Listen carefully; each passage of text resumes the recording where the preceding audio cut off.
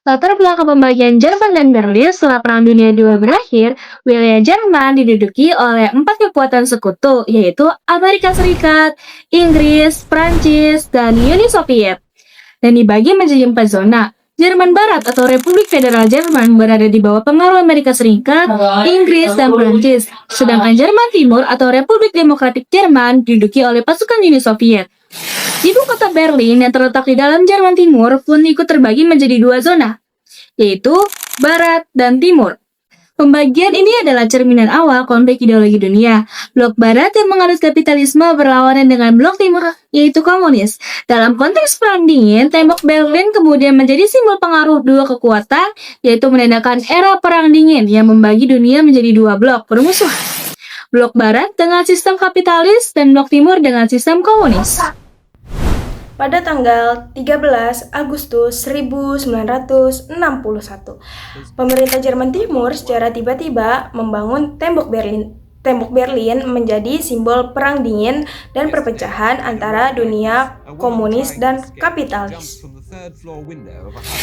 Sejak 1949 hingga 1961, sekitar 3,5 juta warga Jerman Timur melarikan diri ke Jerman Barat melalui Tembok Berlin. Perubahan ini melemahkan ekonomi Jerman Timur dan membuat pemerintah merasa terancam. Pada malam hari, tentara dan pekerjaan mulai menutup perbatasan menggunakan kawat berduri, lalu membangun tembok dengan beton. Pembangunan dilakukan secara cepat dan rahasia agar warga tidak berkesempatan untuk melarikan diri.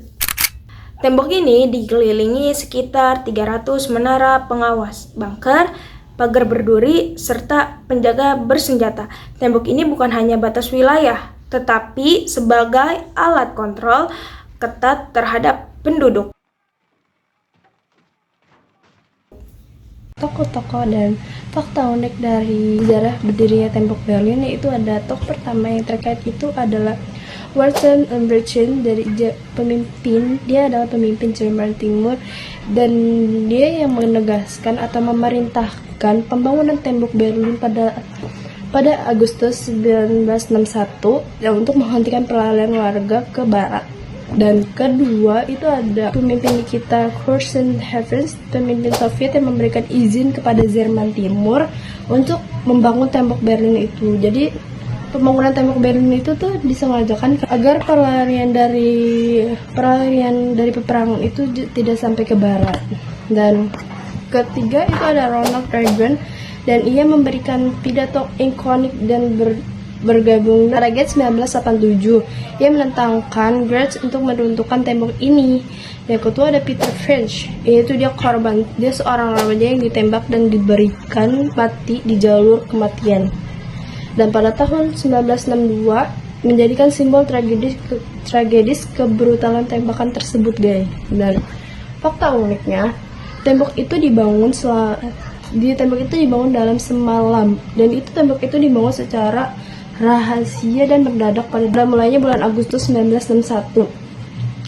Bermula dari kawat berduri sebelum menjadinya dinding yang tembok beton itu, dan bukan hanya satu saja temboknya, itu tuh berjejer temboknya. Dan tembok Berlin ini sebenarnya terdiri dari 2 dinding, atau bisa dibilang 2 lapis. Dan jalur kematian itu Death of Street selebar 600.000 kaki, sekitar 48 meter. Dan area ini berisi ranjau darat, anjing pelacak, dan menara pengawasan. Penjagaan dan tingginya tembok itu membentang sepanjang 155 km dan di seluruh wilayah Berlin Barat dengan ketinggian mencapai 3,6 meter. Dan korban jiwanya itu diperkirakan sekitar 140-327 korban tewas saat mencoba menjeblokkan hampir 30 tahun tembok itu berdiri, guys. Dan melarikan dirinya itu sekitar banyak 5.000 orang, dan berbagai cara termasuk terowongan bawah tanah dan balon udara panas dan menerbangkan kendaraan. Dan yang terakhir kita ada runtuhnya secara kebetulan. Runtuhnya pada tembok Berlin tersebut pada 9 November 1987 bermula dari pengumuman keliru dari pejabat Jerman Timur mengenal aturan pelajaran yang baru yang membuat ribuan orang langsung menyerbu perbatasan tersebut, dan akhirnya tembok Berlin itu dirobohkan pada November 1986, menandai berakhirnya Perang Dingin dan penyatuan kembali Jerman pada tahun 1990. Kehidupan warga Berlin sebelum dibangunnya tembok Berlin sangatlah berbeda antara timur dan barat. Di Jerman Barat, mereka mengalami keajaiban ekonomi pasca perang atau yang disebut First of Wonder, sehingga mereka dapat membeli peralatan rumah tangga, lalu mobil, serta berlibur ke luar negeri. Sebaliknya di Jerman Timur yang menerapkan ekonomi terpusat, mereka sangat kesulitan untuk mendapatkan alat kebutuhan pokok. Tembok ini semakin menegaskan ketimpangan tersebut. Di bagian barat, mereka hidup dengan kemakmuran yang relatif, sedangkan di bagian timur, mereka hidup dalam pengawasan yang ketat. Pendirian 300 menara pengawas dan fasilitas militer di sepanjang tembok Berlin menunjukkan bahwa betapa ketatnya pengawasan bagi warga timur tembok Berlin. Pemisahan ini juga memisahkan ribuan keluarga. Misalnya pada tanggal 13 Agustus 1961, saudari Peter Factor terpaksa terpisah sendiri dari keluarganya yang ada di barat karena adanya penutupan perbatasan secara mendadak. Puluhan tahun silih berganti, penghalang beton tersebut memotong hubungan sahabat, saudara, dan pasangan cinta yang menyebabkan kecemasan sosial yang mendalam.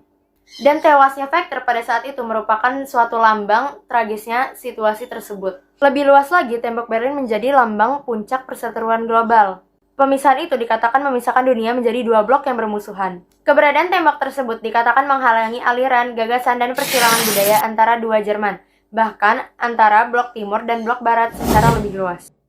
Pada akhir 1980-an, rezim komunis di Eropa Timur mulai melemah. Kebijakan Glasnost dan Perestroika dari pemimpin Uni Soviet Mikhail Gorbachev membuka peluang perubahan di Jerman Timur. Gorbachev menolak penggunaan pasukan Soviet di blok timur sehingga tekanan militer berkurang.